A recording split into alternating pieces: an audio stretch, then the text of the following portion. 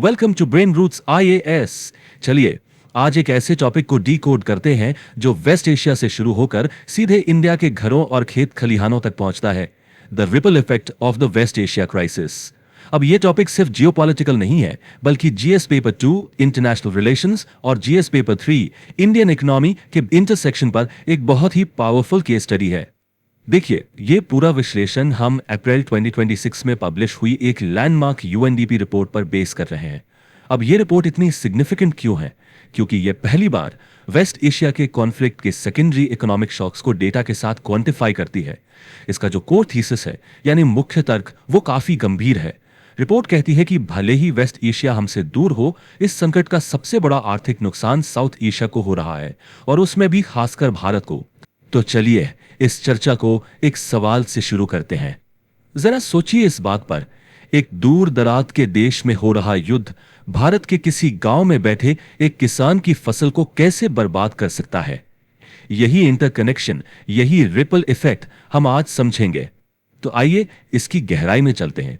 देखिए, 21st century की globalised economy में ना कोई भी कॉन्फ्लिक्ट लोकलाइज नहीं होता। यूएनडीपी रिपोर्ट इसके लिए एक टर्म यूज करती है, इंटरकनेक्टेड फ्रेजिलिटी। और इस रिपोर्ट के जरिए हम देखेंगे कि यह फ्रेजिलिटी यानी कमजोरी आखिर काम कैसे करती है। अब आते हैं पहले और सबसे डायरेक्ट असर पर।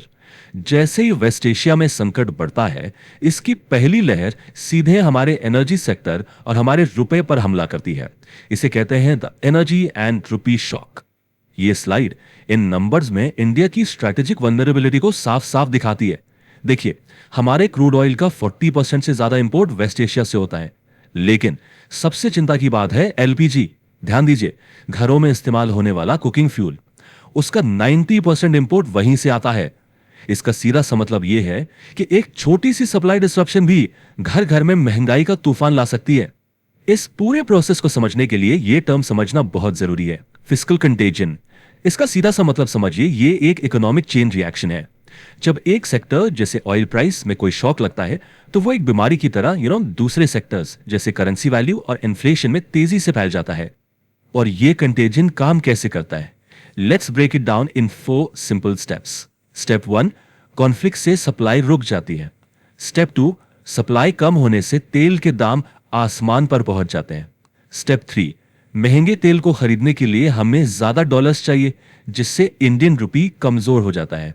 और स्टेप 4, कमजोर रुपी से इंपोर्ट महंगा होता है और देश में इन्फ्लेशन यानी मुद्रास्फीति बढ़ जाती है। So the crucial point is, ये एक प्री प्रोग्राम्ड चेन रिएक्शन जैसा है। और इसका ना एक बहुत ही सीरियस साइड इफेक्ट भी है, जिसे हम एनवायरमेंटल रिग्रेशन कहते हैं। होता क्या है कि जब गैस महंगी हो जाती है, तो हमारी इंडस्ट्रीज और पावर प्लांट्स मजबूरन सस्ते कोयले पर वापस आ जाते हैं। इसे कोल पिवट कहा गया है। इससे न सिर्फ पोल्यूशन बढ़ता है, बल्कि ग्रीन एनर्जी की तरफ हमारी सालों की मेहनत पर पानी फिर जाता है। लेकिन ये एनर्जी क्राइसिस यहां रुकता नहीं है। इसका अगला शिकार बनता है हमारा एग्रीकल्चर सेक्टर। महंगी एनर्जी सीधे हमारी खाद और खेती को संकट में डाल देती है, जिससे एक फूड क्राइसिस का खतरा पैदा हो जाता है। ये नंबर देखिए, 45%। ये हमारी डिपेंडेंसी को साफ दिखाता है। भारत अपने जरूरत का 45% फर्टिलाइजर वेस्ट एशिया से इंपोर्ट करता है। यह एक बहुत बड़ा नंबर है। युद्ध के कारण जैसे ही शिपिंग रूट्स बंद होते हैं, हमारे किसानों तक खाद का पहुंचना ही मुश्किल हो जाता है। लेकिन असली समस्या इससे भी ज्यादा गहरी है। इसे कहते हैं यूरिया बॉटलनेक। हम सबको लगता है कि हम यूरिया तो देश में ही बना रहे हैं, हम आत्मनिर्भर हैं, राइट? पर सच ये है कि हमारी डोमेस्टिक यूरिया प्रोडक्शन का 85% वेस्ट एशिया से इंपोर्ट होने वाली लिक्विफाइड नेचुरल गैस यानी एलएनजी पर निर्भर है। तो मेड इन इंडिया यूरिया भी असल में इंपोर्टेड गैस पर ही डिपेंडेंट है। अब आप इस सवाल पर सोचिए, जस्ट इमेजिन द सिचुएशन। अगर बुआई के टाइम यानी सोइंग के समय किसान को फर्टिलाइजर या तो मिले ही नहीं, या इतना महंगा मिले कि वो खरीद ही ना पाए, तो खरीफ की फसल का क्या होगा? इसका सीधा नतीजा होगा फसल की पैदावार में कमी, फूड इन्फ्लेशन और जमीन पर रूरल डिस्ट्रेस। अब तक हमने इकोनॉमी, नंबर्स, परसेंटेजेस की बात की, पर हर आर्थिक संकट का एक इंसानी चेहरा भी होता है। अब हम इस संकट के ह्यूमन कॉस्ट को समझेंगे। गरीबी और रेमिटेंसेस पर इसका क्या असर पड़ता है। यूएनडीपी रिपोर्ट एक बहुत ही चिंताजनक आंकड़ा देती है। महंगाई एनर्जी कॉस्ट और ट्रेड डिसरप्शन का मिलाकर जो असर होगा, उससे लगभग 2.5 मिलियन यानी 25 लाख भारतीय वापस गरीबी में जा सकते हैं। ये ह्यूमन डेवलपमेंट पर एक सीधा प्रहार है। और इसके साथ ही हमारी एक रेमिटेंस लाइफलाइन है जो अब खतरे में आ गई है। गल्फ कंट्रीज में लगभग 9.37 मिलियन भारतीय काम करते हैं। ये लोग जो पैसा भारत भेजते हैं वो हमारे टोटल इनवर्ड रेमिटेंसेस का 38 से 40% है। ये पैसा केरला, तमिलनाडु, उत्तर प्रदेश जैसे राज्यों के लाखों परिवारों का सहारा है। और वहां काम कर रहे भारतीयों को डबल ब्लो का सामना करना पड़ रहा है। पहला रिस्क है उनकी फिजिकल सेफ्टी का, क्योंकि वो सीधे कॉन्फ्लिक्ट जोन में है। और दूसरा है इकोनॉमिक डिस्प्लेसमेंट, युद्ध के कारण जॉब्स जा रही हैं और लेबर मार्केट डिसरप्ट हो रहा है। इससे ये रेमिटेंस लाइफलाइन टूटने का खतरा है। क्राइसिस का असर सिर्फ इंपोर्ट पर नहीं, हमारे एक्सपोर्ट पर भी है, बल्कि बहुत बुरी तरह से है। अब देखते हैं कि कैसे ये संकट हमारे ट्रेड और लॉजिस्टिक्स सिस्टम को पैरालाइज कर रहा है, जिससे एक $48 बिलियन का बॉटलनेक पैदा हो गया है। हम सिर्फ वेस्ट एशिया से तेल लेते नहीं हैं, हम उन्हें सामान बेचते भी हैं। हर साल इंडिया लगभग $48 बिलियन के नॉन ऑयल गुड्स जैसे चावल, कपड़े, दवाइयां वेस्ट एशिया को एक्सपोर्ट करता है। अब ये पूरा बिजनेस एट रिस्क है।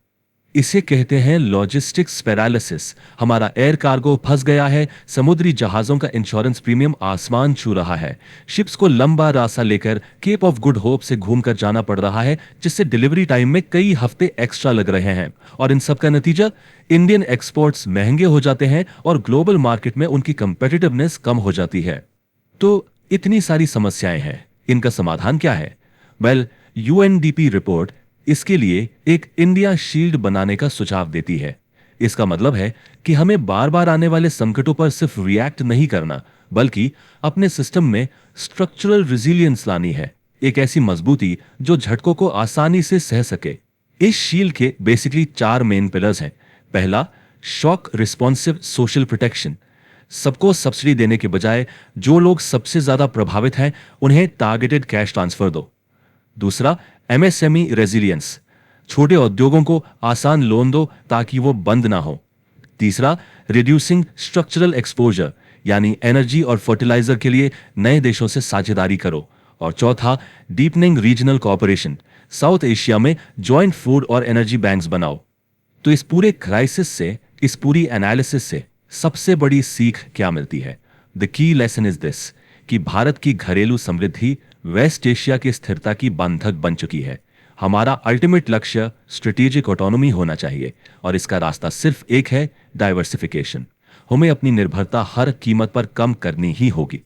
और ये पूरी एनालिसिस हमें एक बहुत जरूरी पॉलिसी डिलेमा पर लाकर खड़ा कर देती है।